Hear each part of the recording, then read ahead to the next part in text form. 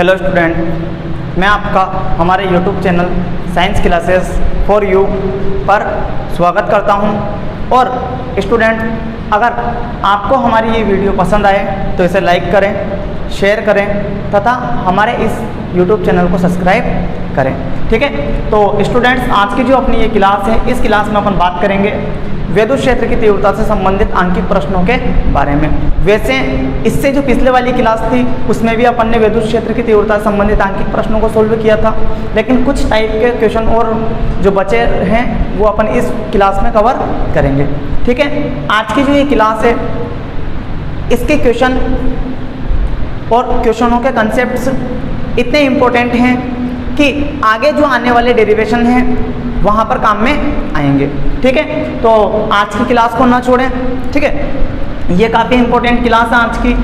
तो सबसे पहले अपन पहला क्वेश्चन देख लेते हैं। दो आवेश 4e तथा -e एक दूसरे से 1 सेंटीमीटर की दूरी पर है, वह स्थिति ज्ञात करें जहाँ परिणामी विद्युत क्षेत्र की तीव्रता 0 है।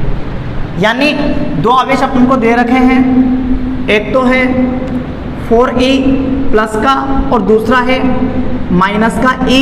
इसको नाम दे देता हूँ मैं Q1 आवेश और इसको नाम दे देता हूँ Q2 आवेश। ठीक है, इन दोनों के बीच की जो दूरी दे रखी है वो कितनी दे रखी है? 1 सेंटीमीटर। ठीक है, आगे अब अपन को ये बताना है कि इन आवेशों के कारण किस बिंदु पर परिणामी विद्युत क्षेत्र की तीव्रता 0 है। तो दो कंडीशन हो सकती है, या तो दोनों के बीच में या इस सिस्टम से बाहर। ठीक है, तो यह देखने के लिए आपको दो कंसेप्ट याद होने चाहिए कि धनावेश के कारण और ऋणावेश के कारण विद्युत क्षेत्र की तीव्रताओं की दिशा क्या होती है। तो मैं इससे पहले वाली क्लासों में बता चुका हूं कि धनावेश के कारण किसी बिंदु पर विद्युत क्षेत्र की तीव्रता आवेश से दूर होती है। ठीक है, और ऋणावेश के कारण किसी भी बिंदु पर विद्युत क्षेत्र की तीव्रता आवेश की ओर होती है। ठीक है, ई सदिश। अब मान लो कि अगर ये बिंदु इधर होते, जैसे कि यहाँ होता, तो आप इस तीव्रता को देख के ऐसे नहीं बोलते कि इधर विद्युत क्षेत्र की तीव्रता इस दिशा में होती है। अगर आप ऐसा बोलोगे तो फिर तो धनावेश की ओर हो जाएगी दिशा, जबकि विद्युत क्षेत्र की तीव्रता धनावेश से दूर होती है, यानी इस डायरेक्शन में रहेगी। ठीक है, तो दोनों तरफ इस बिंदु पर धनावेश से दूर इस डायरेक्शन में, यहाँ पर धनावेश से दूर इस डायरेक्शन में। इसी प्रकार यहाँ पर इस डायरेक्शन में ऋणावेश की ओर, और ऋणावेश के कारण इस बिंदु पर अगर अपन देखें तो फिर इस डायरेक्शन में रहेगी ई सदिश। तो ये बात आपको पता होनी चाहिए, ये काफ़ी ज़्यादा इम्पोर्टेंट है, आगे डेरिवेशन वगैरह में भी काम में आएगी। ठीक है, तो सबसे पहले अपन बिंदु ले लेते हैं ए, जो कि दोनों आवेशों के बीच में है। ठीक है, अब देखो यहाँ पर 4e के कारण चूंकि धनावेश है, ए पर जो विद्युत क्षेत्र की तीव्रता जो होगी वो किधर होगी? देखो तो E1 सदिश आवेश से दूर। ठीक है, E1 सदिश इस दिशा में, ऋणावेश के कारण इस बिंदु पर विद्युत क्षेत्र की तीव्रता की दिशा, तो यहाँ पर विद्युत क्षेत्र की तीव्रता आवेश की ओर रहेगी, तो E2 सदिश भी इसी दिशा में रहेगा। तो इसका मतलब चूंकि E1 सदिश और E2 सदिश दोनों एक ही दिशा में है तो दोनों जुड़ेंगे। तो यहाँ पर आवेश 4e और -e के बीच में विद्युत क्षेत्र की तीव्रता 0 होना संभव नहीं है। तो यहाँ पर परिणामी तीव्रता E सदिश इस दिशा में रहेगी और दोनों आवेशों के बीच में कहीं पर भी विद्युत क्षेत्र की तीव्रता 0 नहीं होगी। अब अपन बात कर लेते हैं, बिंदु यहाँ पे ले लेते हैं। तो अपन ने बिंदु लिया B, कहाँ पर? इस पूरे निकाय के बाहर ये बिंदु ले लिया। अब इस बिंदु पर अगर अपन विद्युत क्षेत्र की तीव्रता की दिशा देखें तो धनावेश के कारण यहाँ विद्युत क्षेत्र की तीव्रता आवेश से दूर इस दिशा में, इसको नाम दिया मैंने E1 सदिश। ठीक है, और ऋणावेश के कारण यहाँ विद्युत क्षेत्र की तीव्रता तो आवेश की ओर का मतलब आवेश जिस दिशा में है उस दिशा में, यानी इस दिशा में, तो ये हो जाएगा अपना E2 सदिश। ठीक है, तो चूंकि यहाँ पर E1 सदिश और E2 सदिश दोनों विपरीत दिशा में हैं, तो हो सकता है कहीं ना कहीं यहाँ पर विद्युत क्षेत्र की तीव्रता 0 हो जाए। ठीक है, तो यहाँ आप देखो, यहाँ पर दोनों आवेशों के बीच की दूरी अपन ले लेते हैं r। ठीक है। व्यापक रूप में एक फॉर्मूला निकाल लेंगे अपन, उससे अपन इसको सॉल्व कर लेंगे, ठीक है। और यहाँ से मैं मान लेता हूँ कि ये जो Q2 आवेश है, Q2 आवेश से x दूरी पर वो बिंदु है जिस बिंदु पर परिणामी विद्युत क्षेत्र की तीव्रता 0 है, ठीक है। तो यहाँ से Q1 से इसकी दूरी क्या हो जाएगी, Q1 से इसकी दूरी हो जाएगी r प्लस एक्स, ठीक है। Q2 से तो दूरी x है और Q1 से दूरी हो जाएगी r प्लस एक्स, ठीक है। अब बिंदु B पर परिणामी विद्युत क्षेत्र की तीव्रता 0 हो, इसके लिए आवश्यक है कि E1 बराबर हो किसके, E2 के। तो अपन यहाँ पे लिख देते हैं बिंदु B पर माना परिणामी विद्युत क्षेत्र 0 है, तब E1 बराबर E2। E1 किसके कारण है, Q1 के कारण, और E2 किसके कारण है, Q2 के कारण। किसी बिंदु आवेश से r दूरी पर विद्युत क्षेत्र की तीव्रता का जो सूत्र होता है वो होता है E बराबर KQ अपॉन R स्क्वायर, ठीक है। तो यहाँ पर क्या हो जाएगा, Q1 अपॉन R कितना है, r प्लस एक्स, आवेश से बिंदु तक की दूरी, तो r प्लस एक्स का स्क्वायर, तो r प्लस एक्स का स्क्वायर बराबर Q2 अपॉन एक्स स्क्वायर।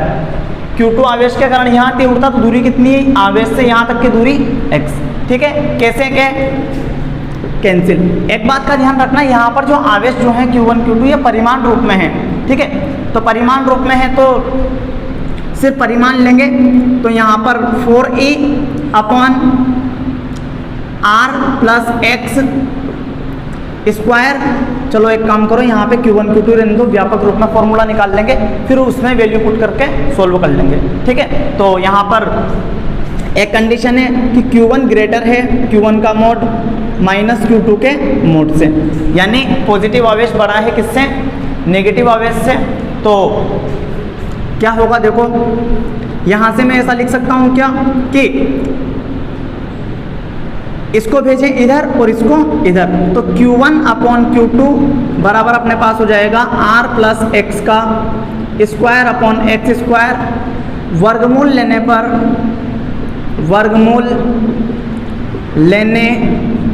पर तो under root Q1 upon Q2 बराबर r plus x by x, इसको अपन सोल्व करेंगे तो r अपॉन एक्स प्लस का 1, ठीक है। तो यहाँ से अपने पास क्या हो जाएगा, r अपॉन एक्स, ठीक है, और ये हो जाएगा root Q1 upon Q2 minus का 1, ठीक है। यहाँ से अगर अपन इसे थोड़ा और आगे सोल्व करें तो अपने पास क्या हो जाएगा, x निकालना है अपन को, तो x बराबर x तो आएगा इधर और ये जाएगा अपॉन में, तो x बराबर अपने पास क्या हो जाएगा r upon root Q1 upon Q2 minus का 1, ठीक है। अब यहाँ पर r की, Q1 की और Q2 की वैल्यू रखकर अपन सोल्व कर लेंगे। ये एक तरह से व्यापक फॉर्मूला था, इसमें आपको दूरी, आवेश कुछ भी देके रखे, सिर्फ शर्त यह है कि आवेश बड़ा होना चाहिए, Q1 बड़ा होना चाहिए किससे, नेगेटिव से, ठीक है। और अगर मान लो नेगेटिव बड़ा है पॉजिटिव से तो फिर उसके लिए फॉर्मूला थोड़ा सा चेंज हो जाएगा, ठीक है। तो यहाँ पर r की वैल्यू कितनी है, कितना, x सेमी, ठीक है, अपॉन अंडर रूट Q1 कितना है 4e अपॉन Q2e माइनस का 1। यहाँ पे एक बात ध्यान रखना है, परिमाण में ले रहे हैं, है ना, नेगेटिव नहीं लेना है अपन को यहाँ पे, ठीक है। आगे सोल्व करें तो यहाँ से x बराबर 1 अपॉन ये अंडर, इसे e कैंसिल, तो अंडर रूट 4 माइनस का 1, और रूट 4 की वैल्यू जो होती है वो होती है 2, तो यहाँ से अपने पास क्या हो जाएगा 1 अपॉन 2 माइनस का 1, तो यानी x बराबर अपने पास कितना आ जाएगा 1 सेंटीमीटर, ठीक है। यानी Q2 आवेश से 1 सेंटीमीटर की दूरी पर परिणामी विद्युत क्षेत्र की तीव्रता क्या होगी, 0, और Q1 आवेश से कितनी दूरी पर होगी, तो 1 और 1 कितना, 2 सेंटीमीटर की दूरी पर विद्युत क्षेत्र की तीव्रता 0 होगी। तो अपन लिख देंगे Q2 आवेश से आवेश से 1 सेमी की दूरी पर विद्युत क्षेत्र की तीव्रता 0 होगी। ठीक है, और Q1 आवेश से बताना चाहें तो Q1 आवेश से कितने 1 सेंटीमीटर और 1 सेंटीमीटर 2 सेंटीमीटर की दूरी पर परिणामी विद्युत क्षेत्र की तीव्रता 0 होगी। तो ये न्यूमेरिकल आपको समझ में आ गया होगा। अब अगला न्यूमेरिकल अपन देखते हैं, अगला न्यूमेरिकल क्या है। अगला क्वेश्चन सेकंड आपके लिए है, ए भुजा वाले एक समबाहु त्रिभुज के शीर्ष ए व बी पर समान आवेश प्लस Q हैं। त्रिभुज के बिंदु C पर परिणामी विद्युत क्षेत्र की तीव्रता ज्ञात करें। ठीक है स्टूडेंट्स, मैं आपको फिर बता दूं कि 11th क्लास में जो सदिश वाला चैप्टर था, जिसमें सदिश का योग, जिसमें ग्राफीय विधि, गणितीय योग, सदिशों का घटाव, सदिशों का गुणा, सदिश गुणा और अदिश गुणा, ठीक है, ये चीज़ें आपको आनी चाहिए। ठीक है, तो जिनके कंप्लीट नहीं हैं वो कंप्लीट कर लें। ठीक है, ताकि आपको आगे प्रॉब्लम ना हो। तो देखो इसमें समबाहु त्रिभुज ये अपन ने बना लिया, समबाहु त्रिभुज जिसकी तीनों भुजाएं क्या है, समान है। इसको नाम दिया A, इसको B और इस बिंदु को नाम दिया C। आपसे बोला गया है कि A और B पर समान आवेश है, इस पर प्लस Q और इस पर भी प्लस Q। ठीक है, भुजा कितनी है इसकी A, ये भी A, ये भी A और ये भी A। ठीक है, आगे अगर अपन देखें तो आपसे बोला गया है कि C पर परिणामी विद्युत क्षेत्र की तीव्रता ज्ञात करें। तो यहाँ पर देखना, ये धनावेश है, इस धनावेश के कारण इस बिंदु पर विद्युत क्षेत्र की तीव्रता किस दिशा में होगी, तो इसी रेखा पर आवेश से दूर, आवेश से दूर का मतलब ऊपर की ओर, यानी इसी रेखा में आगे ऊपर की ओर रहेगी। ठीक है, इसी रेखा का अनुदिश ये, इसको नाम दिया मैंने ई ए सदिश। ठीक है, और बी के कारण इस पर तो आवेश से दूर, यानी इस बिंदु पर इसी रेखा का अनुदिश आगे की ओर, इसको नाम दे देंगे ए बी सदिश।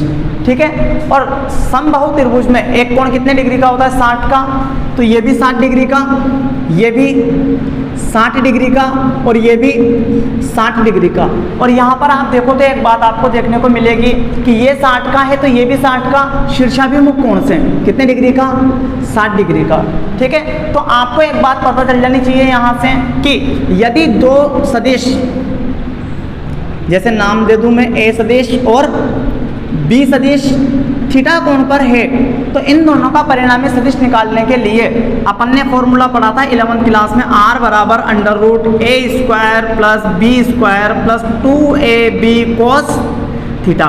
ये फॉर्मूला आपको पता होना चाहिए, ये फॉर्मूला यहाँ पर लगेगा। इसीलिए मैं बार बार बोल रहा हूँ, सदिशों का योग, घटाव, गुणा, सदिश गुणा, अदिश गुणा, सदिशों का वियोजन वगैरह सब आपको आने चाहिए। ठीक है, क्योंकि आपने विद्युत बल पढ़ा है, तो विद्युत बल भी सदिश राशि है, विद्युत क्षेत्र की तीव्रता भी सदिश राशि है, तो इनका जोड़, घटाव, गुणा सदिश से ही होगा, है ना। सदिश योग होगा, सदिश घटाव होगा और सदिश गुणा होगा। ठीक है, तो ध्यान रखना। आगे ये तो बात हो गई परिणामी सदिश निकालने की, तो यहाँ पर भी इन दोनों का जो परिणामी सदिश आएगा, मान लेते हैं वो इस दिशा में है। ठीक है, E सदिश। ठीक है, तो इन दोनों का परिणामी इस दिशा में है। अब ये कितना है वो अपन को निकालना है। इसके लिए आप क्या करोगे, लिखोगे चूंकि E बराबर इस वाले सूत्र से क्या हो जाएगा, E A का square plus E B square plus 2EA EB cos theta. यहाँ से एक बात अगर अपन देखें तो आवेश दोनों सेम, दूरियां सेम, तो ये जो फॉर्मूला है E बराबर KQ/R स्क्वायर, इस फॉर्मूले से अगर अपन देखें तो R सेम, Q सेम, तो इसका K तो कांस्टेंट है, तो इसका मतलब EB क्या है, सेम। तो इसका मतलब ये हुआ स्टूडेंट्स कि इसके कारण तीव्रता EA बराबर है किसके, EB के। अर्थात यहाँ पर अपन कहते हैं ई ए बराबर ई बी, ई ए सदिश का मोड, ई बी सदिश का मोड, या फिर अपन कहते हैं ई ए बराबर ई बी बराबर हो जाएगा के क्यू अपॉन ए स्क्वायर। ठीक है, अब यहाँ पर इसको अपन नाम दे दें या ये रहने दो। ठीक है, तो यहाँ पर E बराबर, यहाँ पे देखना ई ए और ई बी चूंकि आपस में बराबर है तो ई ए का स्क्वायर, इस ई बी की जगह भी मैं क्या लिख सकता हूँ, ई ए का स्क्वायर चूंकि बराबर है, प्लस 2 ई बी की जगह भी मैंने क्या लिख दिया, ई ए कॉस थीटा कितना है, थीटा है अपना 60 डिग्री। ठीक है, तो यहाँ से E बराबर ई स्क्वायर क्या हो जाएगा, 2E a square plus 2E square into cos 60 degree का मान जो होता है वो होता है 1/2, 2 से 2 कैंसिल, तो यहाँ पे अपने पास हो जाएगा E बराबर 3E का स्क्वायर, इसका अंडर रूट, तो ये हो जाएगा अंडर रूट 3E यानी यहाँ से अपन लिख सकते हैं अंडर रूट 3 के क्यू अपॉन ए स्क्वायर, और ये अपना क्या हो जाएगा आंसर। ठीक है स्टूडेंट्स, तो इस टाइप का क्वेश्चन आपको आना चाहिए।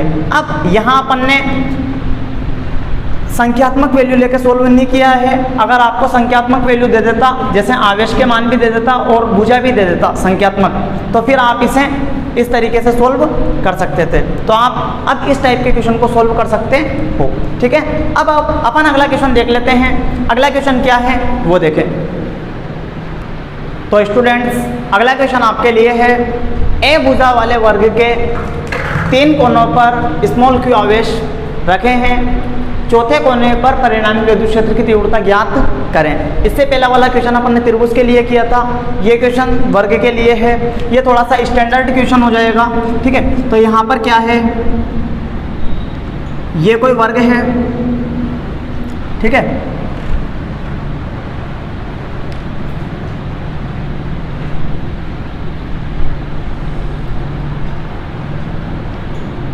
ये कोई वर्ग है,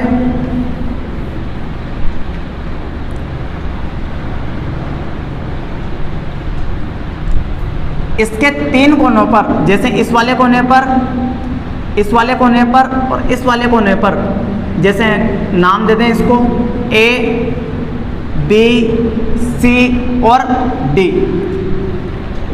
तो इस कोने पर प्लस क्यू आवेश, इस पर भी प्लस क्यू आवेश और इस कोने पर भी प्लस क्यू आवेश है, और चौथे कोने ए पर अपन को विद्युत क्षेत्र की तीव्रता ज्ञात करनी है।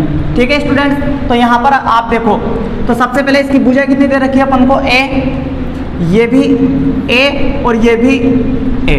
ठीक है, और अपन को इसके कारण यहाँ तीव्रता देखनी है, इसके कारण यहाँ तीव्रता देखनी है और इसके कारण यहाँ तीव्रता देखनी है, तो यहाँ से यहाँ तक की दूरी ए, यहाँ से यहाँ तक की दूरी ए, लेकिन यहाँ से यहाँ तक की दूरी अगर अपन निकालें तो आप ये जो त्रिभुज दिखेगा आपको, त्रिभुज कौन सा, डी सी डी ए, इस त्रिभुज में पाइथागोरस प्रमेय लगा के जब आप इसे सोल्व करोगे तो जो AC भुजा है, AC यह आएगी आपके पास अंडर रूट 2a। ठीक है, और DA भुजा कितनी है, A, और AB भुजा कितनी है, ये भी A, ये अपने काम में आएगी, इसलिए मैंने यहाँ पे लिखा। धनावेश है, धनावेश के कारण यहाँ तीव्रता आवेश से दूर, इसको मैंने नाम दे दिया EA सदिश। ठीक है, अगला इसके कारण तीव्रता, तो यहाँ देखो ये भी धनावेश, तो इसके कारण तीव्रता नीचे की ओर, इसको नाम दे दिया EB सदिश।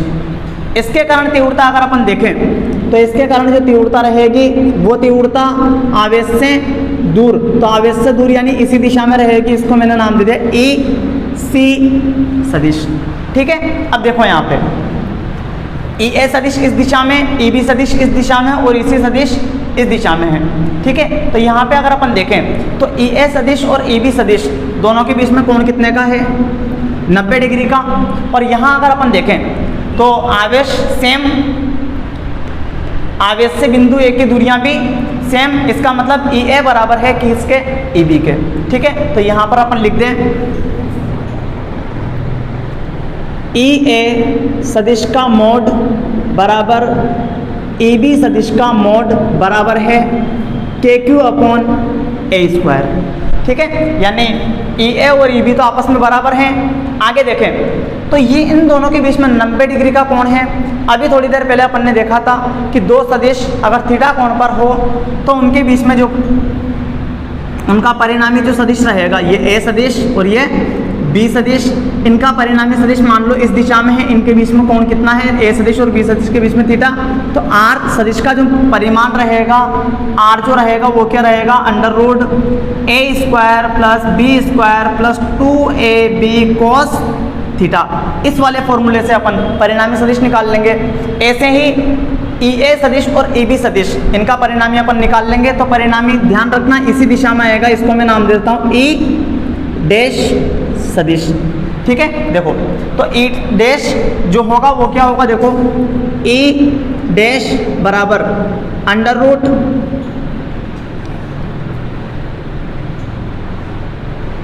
ई a square plus e b square plus 2EA e b cos theta कितना है 90 डिग्री, और कॉस 90 की वैल्यू आप जानते हो, चूंकि कॉस 90 डिग्री बराबर होता है 0, तो इसका मतलब ई डैश बराबर under root e a square plus, चूंकि ई ए और ई बी आपस में बराबर है तो ई बी की जगह भी मैं क्या लिख दूँ, ई ए। ठीक है, तो यहाँ पे अपने पास क्या हो जाएगा 2EA स्क्वायर, या फिर मैं लिख दूँ अंडर रूट 2EA। तो ई डैश बराबर अपने पास कितना हो जाएगा, ई डैश बराबर हो जाएगा अंडर रूट 2KQ अपॉन ए स्क्वायर, समीकरण नंबर 1। अब यहाँ पे अपन देखें, ठीक है, तो ई डैश सदिश और ई सी सदिश दोनों एक ही दिशा में हैं, तो दोनों आपस में क्या हो जाएंगे, जुड़ जाएंगे। चूंकि चित्र से ई डैश सदिश व ई सी सदिश एक ही दिशा में है, एक ही दिशा में है, इसलिए जुड़ जाएंगे, दोनों सदिश जुड़ जाएंगे। ठीक है, यानी इनके बीच में कोण 0 डिग्री का है दोनों के बीच में। तो यहाँ से अगर अपन देखें तो a plus B A square plus B square 2ab आएगा, चूंकि ये तो 1 हो जाएगा। ठीक है, ये a प्लस बी का होल स्क्वायर होगा। ठीक है, क्या होगा under root a plus B का होल स्क्वायर, फिर रूट से ये कैंसिल तो a प्लस बी। ठीक है, इसका मतलब दोनों ही आपस में क्या हो जाएंगे, जुड़ जाएंगे। तो यहाँ से परिणामी तीव्रता जो E रहेगी वो क्या रहेगा, E सदिश बराबर ई सी प्लस ई डैश, और दिशा अपन बता देते हैं C से A की ओर। क्या लिखोगे, C से A की ओर। ठीक है, ये अपन ने दिशा बता दी। ठीक है, आगे ई सी अगर अपन निकाले तो क्या होगा, KQ अपॉन दूरी कितनी है, ये दूरी निकाली थी ना अपन ने, रूट 2a। तो रूट 2a का square plus under root 2KQ upon a square. जब आप इसे आगे सोल्व करोगे तो क्या हो जाएगा, KQ upon 2a square plus root 2KQ upon a square. इसे थोड़ा और आगे अगर अपन सोल्व करें तो अब क्या होगा, देखो थोड़ा और आगे अपन इसे सोल्व कर लें तो कुछ कॉमन आ रहा है क्या यहाँ पर, तो हाँ KQ अपॉन a स्क्वायर यहाँ पर कॉमन है, तो 1/2 प्लस रूट 2। ठीक है, तो यहाँ से E सदिश जो रहेगा, E सदिश क्या रहेगा, KQ अपॉन 2a स्क्वायर, ये हो जाएगा 1 प्लस 2 रूट 2। ठीक है, दिशा क्या है, A से C की और ये अपना क्या हो जाएगा, आंसर। स्टूडेंट इस टाइप का क्वेश्चन भी आपको आना चाहिए। ठीक है, आगे अगला क्वेश्चन अपन देख लेते हैं, क्वेश्चन नंबर 4। तो अगला क्वेश्चन नंबर 4 आपके लिए है 5 × 10⁻⁻9 कूलम व 20 × 10⁻⁻9 कूलम के दो आवेश, इनके मध्य दूरी 2 मीटर है और मध्य बिंदु पर विद्युत क्षेत्र की तीव्रता ज्ञात करें। यानी दो आवेश है Q1 और Q2 मान लेते हैं इन्हें। एक माना अपन ने Q1, ये है 5 × 10⁻⁻9 कूलम का। दूसरा आवेश है Q2, ये है 20 × 10⁻⁹ कूलम का। इन दोनों के बीच की दूरी 2 मीटर है, 2 मीटर। और हमसे बोला है कि इनके मध्य बिंदु पर, मध्य बिंदु का मतलब बिल्कुल इनके सेंटर पर, तो यानी यहाँ से यहाँ तक की दूरी 1 मीटर और यहाँ से यहाँ तक की दूरी भी कितनी, 1 मीटर। इस बिंदु को नाम दे देते हैं P बिंदु। यहाँ पर अपन को परिणामी विद्युत क्षेत्र की तीव्रता की गणना करनी है। ठीक है, तो यहाँ पर अपन देखें Q1 धनावेश है, तो इसके कारण विद्युत क्षेत्र की तीव्रता की दिशा आवेश से दूर, यानी आवेश ये रहा, आवेश से दूर यानी इस दिशा में, तो E1 सदिश इस दिशा में। Q2 भी धनावेश है, इसके कारण विद्युत क्षेत्र की तीव्रता आवेश से दूर यानी इस दिशा में, तो ये हो जाएगा अपना E2 सदिश इस दिशा में। E1 सदिश इस दिशा में है और E2 सदिश इस दिशा में है। आप यहाँ पर एकांक सदिश लेना चाहो तो ले सकते हो। मान लेते हैं यहाँ पर कोई एकांक सदिश है, इसको नाम दे दो आर कैप दे दो। ठीक है, आर बराबर 2 मीटर है, तो यहाँ पे अपन दे देते हैं आर कैप। ठीक है, अपन कह देंगे कि E1 आर कैप की दिशा में है और E2 आर कैप के विपरीत दिशा में है। ठीक है, आगे देखो क्या करेंगे। तो चूंकि E1 और E2 एक दूसरे के विपरीत दिशा में है, पहले E1 और E2 निकाल लें। ठीक है, फिर इनका परिणामी अपन निकाल लेंगे। तो परिणामी क्या होगा, जो दोनों को सदिश योग करके जोड़ देंगे तो अपने पास क्या जाएगा, परिणामी। ठीक है, देखो तो सबसे पहले अपन निकाल लें Q1 के कारण बिंदु P पर विद्युत क्षेत्र की तीव्रता क्या हो जाएगा, E1 सदिश बराबर के Q1 अपॉन, ठीक है, आर स्क्वायर, सॉरी आर नहीं लेवे यहाँ पे, इसको एक काम करो x नाम दे दो, या इसे आर ही रहने दो। ठीक है, इसको नाम देते हैं R1 स्क्वायर। और दिशा क्या है, आर कैप की दिशा में आर कैप। ठीक है, तो यहाँ पे 9 × 10⁻9 इंटू Q1 कितना है, 5 × 10⁻⁹, 5 × 10⁻⁹।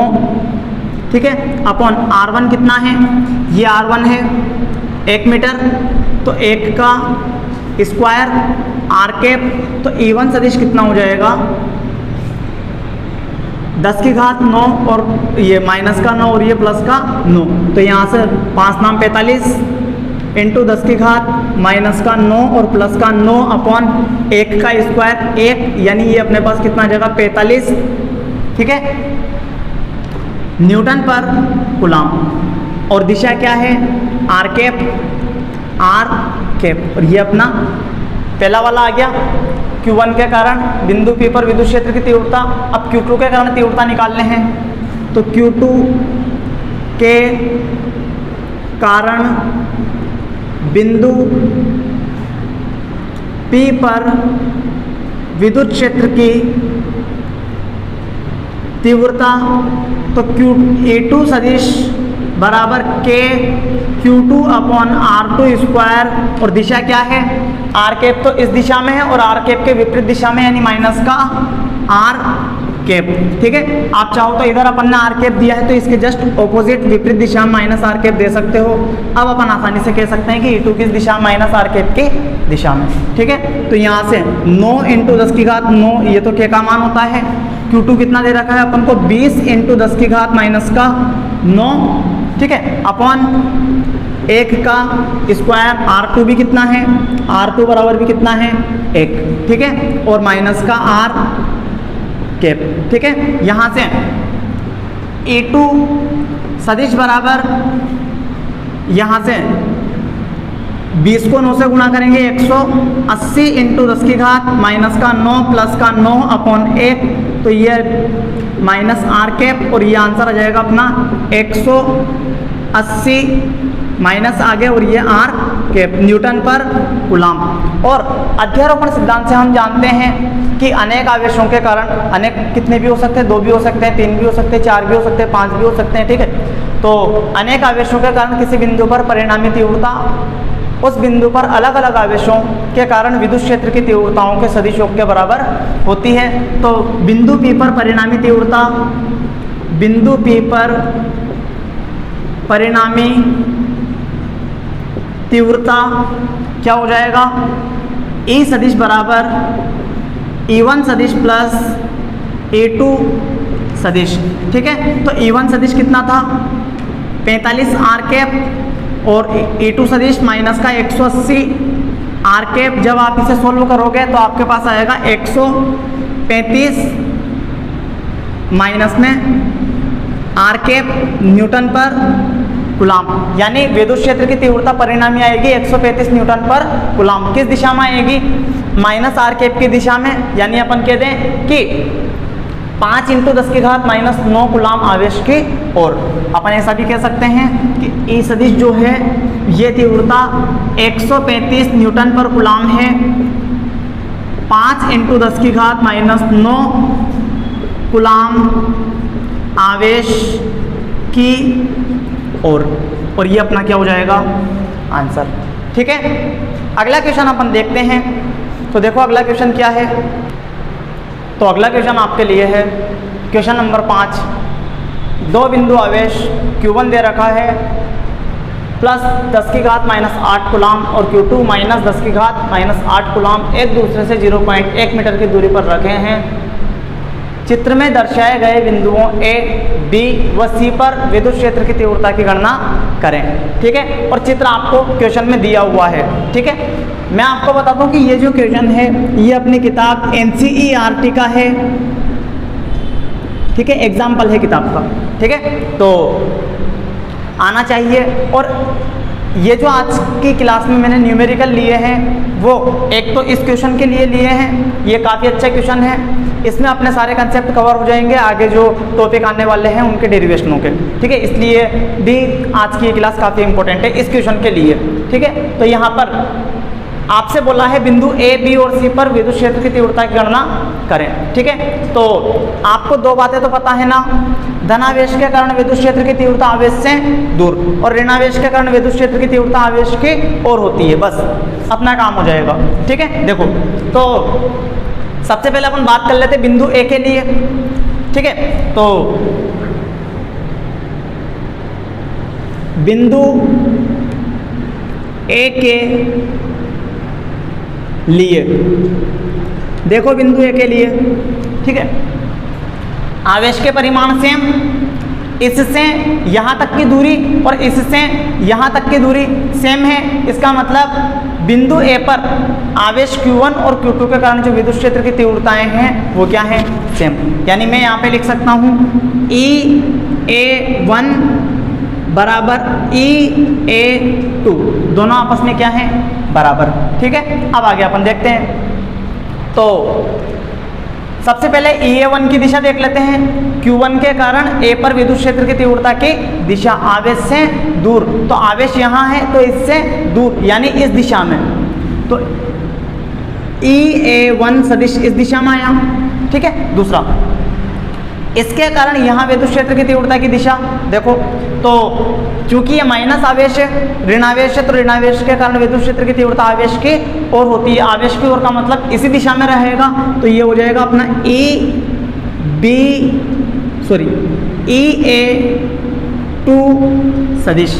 ठीक है, अब देखो चूंकि दोनों सदिश एक ही दिशा में हैं तो परिणामी दोनों का क्या होगा, योग। तो मैं यहाँ पे लिख सकता हूँ A पर परिणामी तीव्रता, A पर परिणामी तीव्रता क्या हो जाएगा, E बराबर E1 प्लस E2। ठीक है, देखो E1 और E2 बराबर है, इसका मतलब मैं यहाँ पे लिख सकता हूँ E1 प्लस E1 बराबर 2E1। तो E बराबर अपने पास क्या हो जाएगा, 2E1। तो Q1 अपॉन R1 का स्क्वायर, तो 2 K की वैल्यू 9 × 10⁻9 इंटू Q1 कितना है 10⁻⁻8।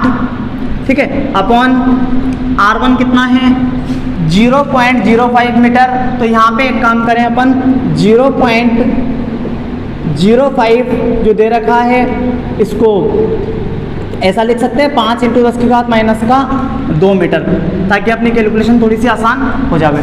तो 5 × 10⁻² इसका होल स्क्वायर। तो आप जब इसे सोल्व करोगे तो आपके पास क्या आएगा, 2 यानी 18 इंटू 10 की घात प्लस का 9 माइनस का 8 अपॉन 5 का स्क्वायर 25 इंटू ये 10 की घात माइनस का 4। तो यहाँ से क्या हो जाएगा अपने पास, 18 इंटू 10 की घात 1 इंटू 10 की घात 4, ठीक है, ऊपर जाएगी तो अपॉन 25, ठीक है। यहाँ से जब अपन इसे सोल्व करेंगे तो अपन इसको ऐसा लिख सकते हैं क्या, e बराबर 18 इंटू 10 की घात 5 अपॉन 25। इसको मैं थोड़ा सा ऐसे लिख दूँ, 18 इंटू 100 अपॉन 25 इंटू 10 की घात 5 घात में से 2 घात अपन ने यहाँ काम में ले ली 3, तो 25 चौक 100। तो अपने पास 18 चौक 72, तो 72 इंटू 10 की घात 4 न्यूटन पर कूलाम, ठीक है, सॉरी 3 न्यूटन पर कूलाम। इसी को थोड़ा अगर आगे अपन और लिखना चाहें तो 72 इंटू 10 की घात 3 इंटू 10 अपॉन 10। तो यहाँ से ये 10 तो यहाँ पे पॉइंट लगा देगा, एक पॉइंट आगे इसका देगा, तो ये हो जाएगा 7.2 इंटू 10 की घात 4 न्यूटन पर कूलाम। तो ये तो अपने बिंदु ए पर परिणामी तीव्रता आ गई, ठीक है। तो कैसे आइए देख लो, चूंकि EA1 और EA2 दोनों एक ही दिशा में हैं इसलिए दोनों जुड़ जाएगा, ठीक है। यहाँ पे EA1 बराबर EA2, A1 A2 A1 A2, ठीक है। तो 2EA1, ठीक है। यहाँ से E बराबर 2EA1 जब अपन निकालेंगे वो बराबर रहेगा KQ अपॉन R स्क्वायर, इससे निकाल सकते हैं। तो क्या हो जाएगा, KQ1 upon R1 square. K की वैल्यू, आवेश की वैल्यू, दूरी की वैल्यू रख के जब अपन इसे सोल्व करेंगे तो अपने पास क्या आ जाएगा, 7.2 इंटू 10⁴ न्यूटन पर कूलाम, ठीक है। अब ये तो अपन ने बिंदु ए के लिए निकाला, अब अपन बिंदु बी के लिए देख लेते हैं। तो बिंदु बी पे देखो, बिंदु बी पर एक विशेष बात आप देखोगे कि इस बिंदु बी की दोनों आवेशों से दूरियां सेम नहीं हैं, ठीक है। यानी देखो यहाँ पर इस आवेश से Q1 से इसकी दूरी तो है 0.05 मीटर, ठीक है। और यहाँ से इसकी जो दूरी है, यहाँ से यहाँ तक की जो दूरी है वो कितनी हो जाएगी, 0.10 को जोड़ो 0.05 में तो ये हो जाएगा 0.15।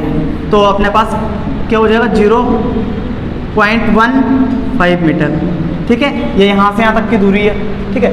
तो बिंदु बी पर अगर अपन देखें तो Q1 के कारण जो तीव्रता है आवेश से दूर, इस आवेश के कारण यहाँ पर तीव्रता आवेश से दूर, तो आवेश ये रहा, तो आवेश से दूर इस दिशा में, तो ये हो जाएगा EB1 सदिश, ठीक है। आगे दूसरे आवेश के कारण अगर अपन निकाल लें Q2 के कारण, तो आवेश की ओर, आवेश की ओर का मतलब आवेश किस तरफ है, इस तरफ, तो इसी दिशा में इसकी तीव्रता हो जाएगी EB2 सदिश, ठीक है। अब यहाँ पर समस्या यह है, चूंकि दोनों अलग अलग विपरीत दिशाओं में हैं, तो विपरीत दिशा में है तो अपन अपनी सुविधा के हिसाब से एकांक सदिश काम में ले लो। तो यहाँ पे मैं एकांक सदिश ले लेता हूँ R कैप, ठीक है। तो अपन कह देंगे कि EB1 तो R कैप की दिशा में है और EB2 R कैप के विपरीत दिशा में है, ठीक है। तो करें अपन सोल्व। तो बिंदु B के लिए, बिंदु B के लिए क्या होगा, E सदिश बराबर हो जाएगा EB1 सदिश प्लस EB2 सदिश, ठीक है। अब यहाँ पर EB1 सदिश निकाल लें, तो EB1 सदिश क्या होगा, B1 सदिश बराबर K Q1 upon R1 square R cap. सही है। तो यहाँ से E B1 सदिश बराबर 9 इंटू 10 की घात 9 इंटू 10 की घात माइनस का 8 अपॉन R1 कितना है, ठीक है। तो इसको अभी अपन ने कन्वर्ट भी किया था, तो 5 इंटू 10 की घात माइनस का 2 आया था, तो 5 इंटू 10 की घात माइनस 2 का स्क्वायर, ठीक है। तो यहाँ से अपने पास क्या होगा 9 इंटू 10 की घात प्लस का 9 माइनस का 8 अपॉन 25 इंटू 10 की घात 4, ठीक है, माइनस का, ठीक है। यहाँ पर इसे आगे अपन सोल्व करें तो ये हो जाएगा 9 इंटू 10 की घात 1 और ये 10 की घात 4 जाएगी 10 की घात प्लस 4 और ये 25। तो अपने पास क्या हो जाएगा E B1 सदिश बराबर होगा 9 इंटू 10 की घात 5 अपॉन 25। तो यहाँ से अपन लिख देंगे 9 इंटू 100 इंटू 10 की घात 3 अपॉन 25। तो यहाँ से हो जाएगा 25 चौक 100 9 36। तो आपके पास आ जाएगा E B1 सदिश आ जाएगा 36 इंटू 10 की घात 3 न्यूटन पर कूलाम, या फिर अपन लिख दे 3.6 इंटू 10 की घात 4 न्यूटन पर कूलाम। ये तो अपने पास EB1 आया। इसी प्रकार अपन EB2 निकाल लें। EB2 सदिश, हाँ एक चीज़ और, ये किस दिशा में था, आर कैप दिशा में। तो यहाँ पर एकांक सदिश भी लगा दो आर कैप, ठीक है। दिशा का विशेष ध्यान रखें, आर कैप और ये आर कैप न्यूटन पर कूलम। हाँ EB2 निकालें तो K Q2 upon R2 square minus का आर कैप, या फिर माइनस K की वैल्यू रख दें 9 इंटू 10 की घात 9 इंटू 10 की घात माइनस का 8 परिमाण रूप में ले रहे हैं अपन Q2 को, यहाँ पे ध्यान रखना कोई माइनस मत रख देना, ठीक है। आगे अपॉन R2 कितना है 0.15 मीटर, तो इसे अपन लिख सकते हैं 0.15, तो पॉइंट हटाया तो 100 15 इंटू 10 की घात माइनस का 2 इसका होल स्क्वायर। तो जब आप इसे सोल्व करोगे तो आपके पास क्या आएगा ये आर कैप लगाओ 9 इंटू 10 की घात 9 माइनस 8 अपॉन 15 का स्क्वायर 225 इंटू 10 की घात माइनस का 4। तो यहाँ पे मैं लिख सकता हूँ क्या 9 इंटू 10 की घात 5 अपॉन 225 से 10 की घात 5 कैसे आया देखना, 9 में से गया 1, सॉरी 9 में से 8 गया 1, और ये माइनस की 4 ऊपर जाएगी तो प्लस की 4, और 1 और 4 5 घात हो जाएगी। इसको अपन लिख सकते हैं 9 इंटू 100 इंटू 10 की घात 3 अपॉन 225। तो यहाँ से काटें अपन तो 25 से काटेंगे इसे, तो 25 नाम 225 और 25 चौक 100, 9 से 9 कैंसिल, तो आपके पास आ जाएगा 4 इंटू 10 की घात 3 न्यूटन पर कूलाम, या फिर अपन कहते हैं 0.4 इंटू 10 की घात 4 न्यूटन पर कूलाम। और दिशा क्या है माइनस आर कैप की, सॉरी आर कैप और माइनस चल रहा था, इसमें ध्यान रखना, ये माइनस ये आर कैप ये माइनस, ठीक है, आर कैप, ठीक है, और यहाँ पर ये माइनस और ये आर कैप न्यूटन पर कूलाम। और परिणामित समीकरण 1 में E1 E2 के मान रखने पर तो E सदिश बराबर E1 कितना है EB1 3.6 इंटू 10 की घात 4 R cap minus 0.4 into 10 to की पावर 4 आर कैप। यहाँ से E सदिश बराबर 3.6 माइनस 0.4 इंटू 10 की घात 4 आर कैप। तो यहाँ से अपन देखें तो क्या होगा, 3.2 इंटू 10 की पावर 4 न्यूटन पर कुलाम। ये आर कैप भी लगा देना यहाँ पे, आर कैप न्यूटन पर कुलाम। ये अपना क्या हो जाएगा आंसर, यानी बिंदु बी पर जो परिणामी तीव्रता है वो आर कैप की दिशा में रहेगी और कितनी रहेगी 3.2 इंटू 10 टू की पावर 4 आर कैप न्यूटन पर कुलाम। ठीक है, तो अपन ने बिंदु बी पर भी तीव्रता निकाल ली। अब अपन निकाल लेते हैं बिंदु सी पर। तो बिंदु सी के लिए आप देखें बिंदु सी पर क्या हो रहा है।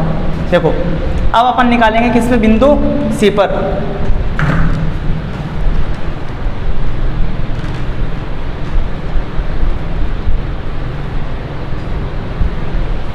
बिंदु सी पर, तो बिंदु सी के लिए अगर अपन देखें तो Q1 से दूरी सेम, Q2 से दूरी भी सेम, यानी अपन ये कह दें कि आवेश भी सेम है। तो इसका मतलब EC1 सदिश का मोड बराबर है EC2 सदिश मोड बराबर KQ।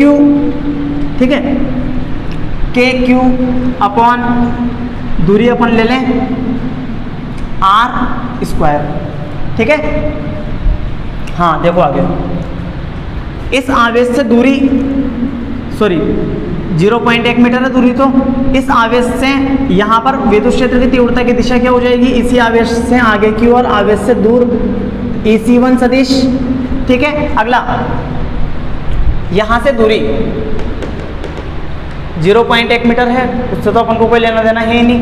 अपन को तीव्रता की दिशा देखनी है तो माइनस आवेश के कारण तीव्रता आवेश की ओर, तो ये हो जाएगी अपने पास EC2 सदिश। और परिणामी जो तीव्रता रहेगी वो किस दिशा में रहेगी, इन दोनों के बीच में, जिसे अपन निकाल सकते हैं। फॉर्मूला क्या था अपने पास, R बराबर under root A1 square A square plus B square plus 2AB cos theta. इस वाले फॉर्मूले से अपन निकाल सकते हैं। थीटा देखने के लिए यहाँ पर देखें अपन तो 0.1, 0.1 और 0.1 यानी तीनों भुजाएं समान हैं। तो इसका मतलब समबाहु त्रिभुज है, तो ये भी 60 डिग्री का, ये भी 60 डिग्री और ये भी 60 डिग्री। यहाँ पर ये जो कोण है ये कितने का है, तो 180 में से 60 गया तो 120 डिग्री का, यानी EC1 सदिश और EC2 सदिश के बीच में जो कोण कितने का है, 120 डिग्री का। ठीक है, यहाँ पर देखो तो निकालें अपन E सदिश या सदिश नहीं लेवे, E बराबर under root EC1 square plus EC2 square plus 2 EC2 cos 120 degree. और चूंकि अपन जानते हैं EC1 बराबर EC2, तो यहाँ पर अपन लिख सकते हैं under root EC1 square plus EC2 की जगह भी C1 लिख दें, C1 square plus 2 EC1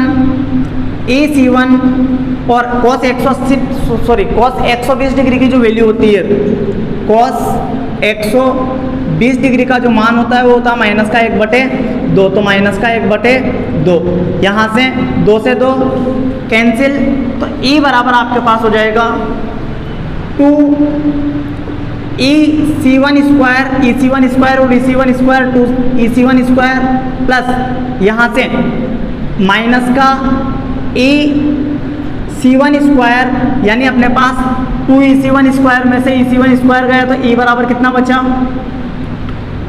under root EC1 square, तो रूट से स्क्वायर कैंसिल, तो EC1 बराबर KQ अपॉन R स्क्वायर। तो यहाँ से K कितना है 9 इंटू 10 की घात 9 इंटू आवेश 10 की घात माइनस का 8 अपॉन दूरी कितनी है 0.1, तो 0.1 को कन्वर्ट करो तो 10 की घात माइनस का 1, तो 10 की घात माइनस 1 का स्क्वायर। तो यहाँ से अपने पास E इक्वस टू क्या आ जाएगा 9 इंटू 10 की घात 9 माइनस का 8 अपॉन 10 की घात माइनस का 2।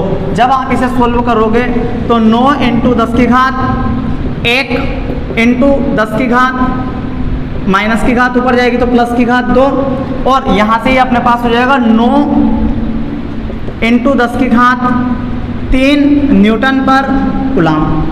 ठीक है स्टूडेंट्स, तो ये अपन ने बिंदु ए, बी और सी पर तीव्रता निकाल ली है। ये एनसीईआरटी का क्वेश्चन था अपनी किताब का, ये अपन ने सोल्व कर लिया है। ठीक है, ये क्वेश्चन अपने क्लास का जो है लास्ट क्वेश्चन रहा है। ठीक है, और स्टूडेंट्स आपको मेरी ये वीडियो पसंद आए तो लाइक करें, शेयर करें तथा हमारे YouTube channel science classes for you को सब्सक्राइब करना ना भूलें। धन्यवाद।